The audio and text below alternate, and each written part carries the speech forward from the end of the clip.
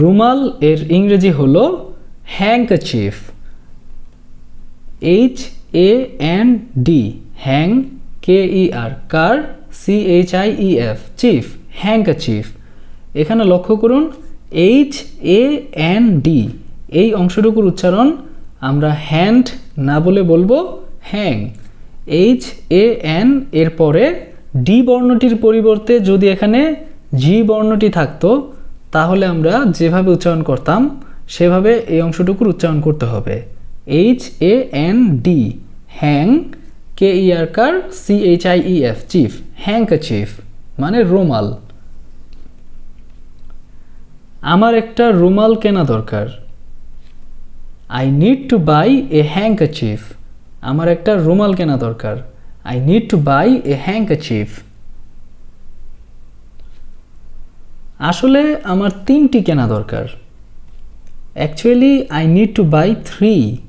Actually, I need to buy 3. আমি সব সময় আমার পকেটে একটি রুমাল রাখি।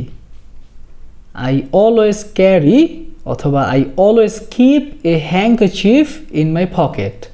আমি সব সময় আমার পকেটে একটি রুমাল রাখি। I always carry a handkerchief in my pocket. কারণ আমি অনেক ঘামাই।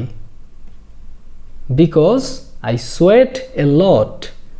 Sweat মানে হলো ঘামানো। SWEAT, sweat মানে ঘামানো। আমি আমার রুমালটা ভুলে বাসায় রেখে এসেছি। I forgot my handkerchief at home. I forgot my handkerchief at home. আমি আমার রুমালটা ভুলে বাসায় রেখে এসেছি। তাই এখন আমাকে রুমালের পরিবর্তে টিস্যু ব্যবহার করতে হবে। So now I will have to use a tissue instead of a handkerchief. তাই এখন আমাকে রুমালের পরিবর্তে টিস্যু ব্যবহার করতে হবে। So now I will have to use a tissue instead of a handkerchief. সে আমাকে একটি রুমাল উপহার দিয়েছিল। She gifted me a handkerchief. She gifted me a handkerchief. সে আমাকে একটি রুমাল উপহার দিয়েছিল।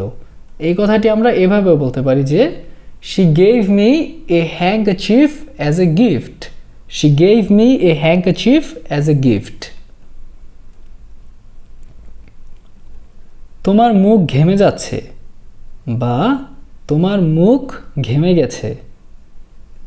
Your face is sweating. Your face is sweating.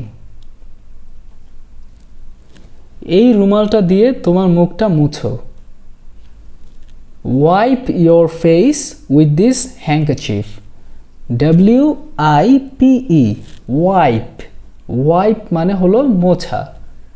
এই রুমালটা দিয়ে তোমার মুখটা মোছো। Wipe your face with this handkerchief.